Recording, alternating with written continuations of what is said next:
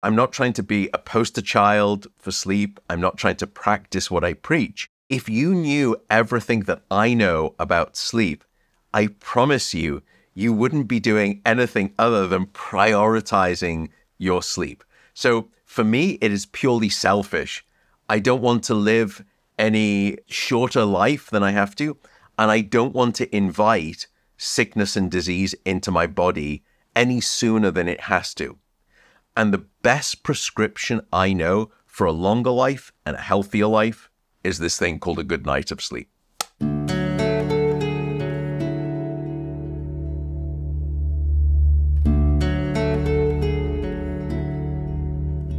Back when you're a child and you're at school and the teacher says, okay, raise your hand and tell me what you want to be when you grow up. No one raises their hand and says, I'd really like to be a sleep scientist. No one does that. And I think almost every sleep scientist that I know is an accidental sleep scientist. We all fell into this. And it was the same for me. During my PhD, I was studying brainwave patterns in people with dementia. And I was trying to understand what type of dementia that they had very early on using just their brainwaves. And I was getting no good results. And then one weekend at my doctor's residence, I was reading journals and I realized that for some of these dementias, they would eat away at the sleep centers, but for others, they would leave those sleep centers untouched. And I realized I was measuring my patients' brainwave activity at the wrong time, which was when they were awake. I should be measuring it when they were asleep. As soon as I did that, I started to get incredible results. And then I started to ask, I wonder if their sleep problems are not just a symptom of the dementia. I wonder if it's a contributing cause of the dementia. And at that point, I started to read everything I could about sleep. That was almost now 20 years ago. And at that moment, right there, that's when I started to fall in love with this thing called sleep. I think it is the most beguiling, most seductive topic in all of science. And I'm biased, of course. I also love sleep personally myself, but intellectually and professionally, it will always be the thing for me. I will never now not be studying sleep research.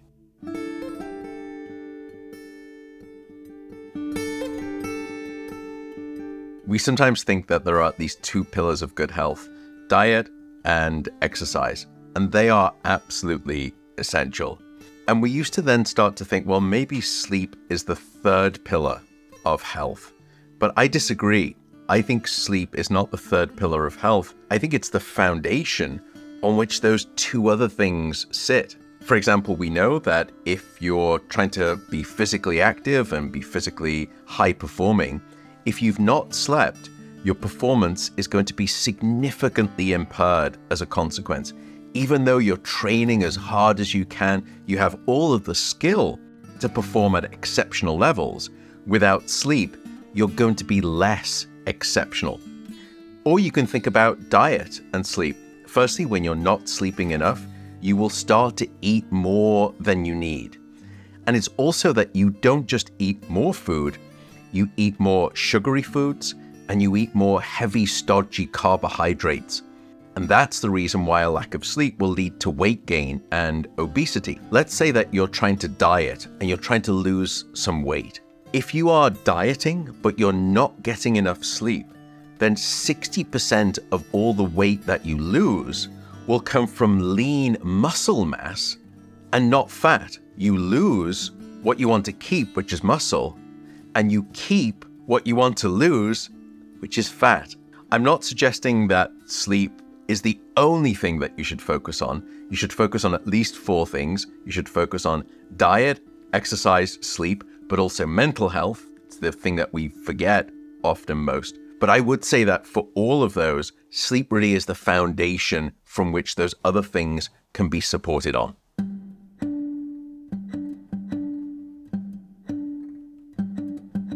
The problem with sleep is that subjectively, you don't know how sleep deprived you are when you are sleep deprived.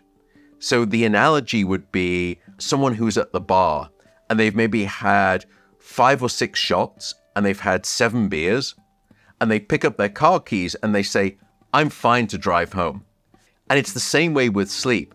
We often underestimate how impaired our brain and our bodies are when we're not getting sufficient sleep. So we end up thinking, I'm one of those special individuals. I can survive on 5 hours of sleep and I'm fine. But sooner or later, the elastic band of sleep deprivation will stretch only so far before it snaps. And at that point, you have to have a wake-up call.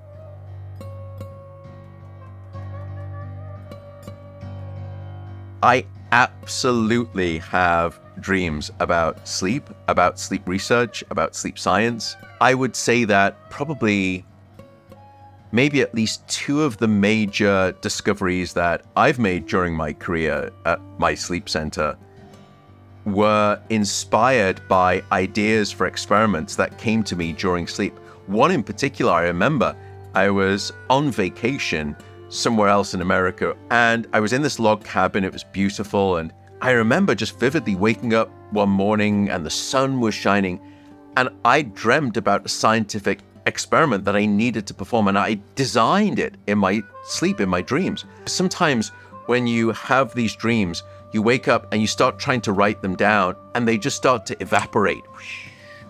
And the harder you try, the further it goes away. So I got up and I wanted to quickly write it down. So I ended up just drawing this experimental design. It's very complex with all of the different ways, the control experiments and the main experiment and the different methods that we would use. And with science, it takes some time, but 2 years later, we published a paper in one of the 2 biggest scientific journals reporting that finding. So it led to an experimental design that resulted in a discovery. The other benefits of dreaming is creativity. We also know that incredible pieces of literature and art have come by way of sleep. So for example, the Gothic novel by Mary Shelley called Frankenstein, that came to her in a dream when she was visiting Lord Byron in England. And that night she had this dream about this monster, and she wrote this epic novel. We also know people like Salvador Dali had immense inspiration from their dreams to create their pieces of artwork. And then music, both Paul McCartney and also Keith Richards, from 2 of arguably the greatest bands of all time, the Beatles and the Rolling Stones, they all in their autobiographies clearly describe having dreams that inspired these incredible songs.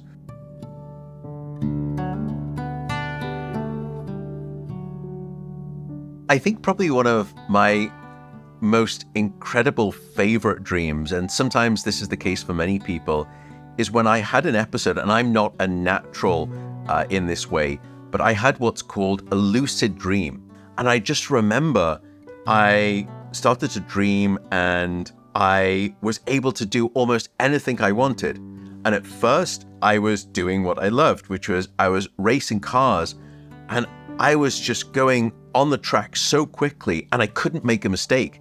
I was passing everyone. It was almost perfect. And then the dream switched and I was on a BMX bicycle and I was on this dirt track and I was going up and down these kind of bumps, and I'd go up them and then I would just fly for maybe 10 or 15 seconds and then land, and it was just this immense feeling of weightlessness and control. And then I was doing the same thing with snowboarding, and I was flying and doing somersaults, and I was starting to choose whatever I wanted to do. It's almost as though I was able to defeat gravity. I could switch off gravity and choose to do anything I liked. It was amazing. It was such an incredible feeling. And I always remember just waking up thinking, that felt remarkable. And maybe that's how people who are professionals in those sports, that must be how they feel, that they can do things that seem as though they defy gravity, they defy the laws of physics. It must be so special.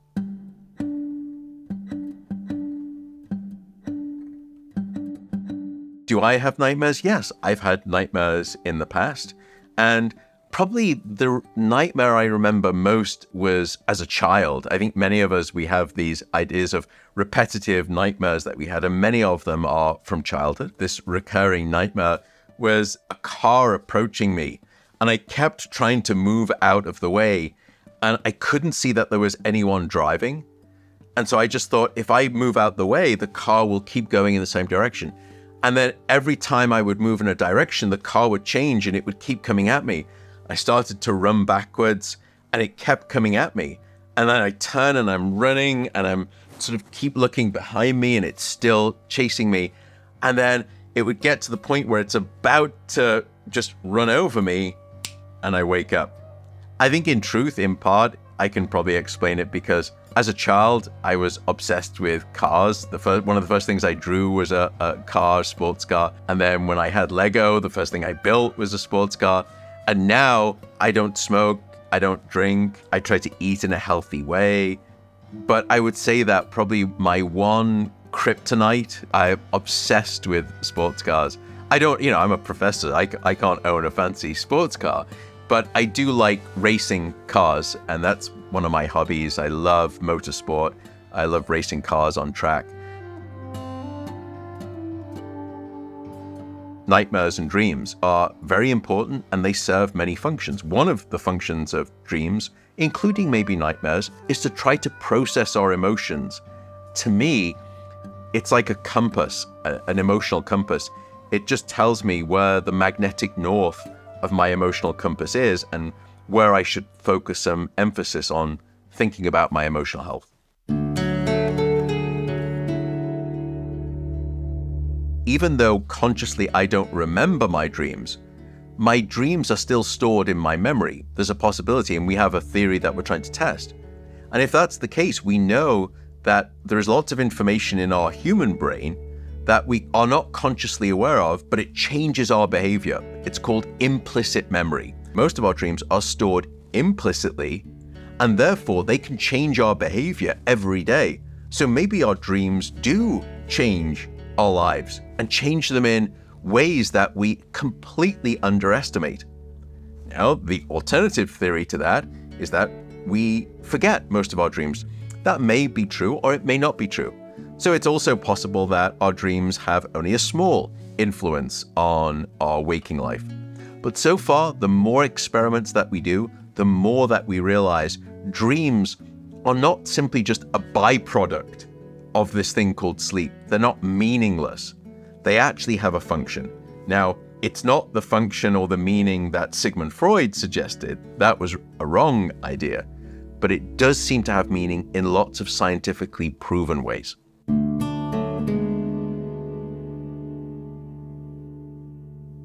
Can dreams change our lives? I think not just can they, I think they do. And I think that's part of their function. It's to help us resolve our emotional balance and also to solve problems that our waking brain just cannot provide answers to. There's a reason that no one has ever told you that you should stay awake on a problem. Instead, people tell you to sleep on a problem.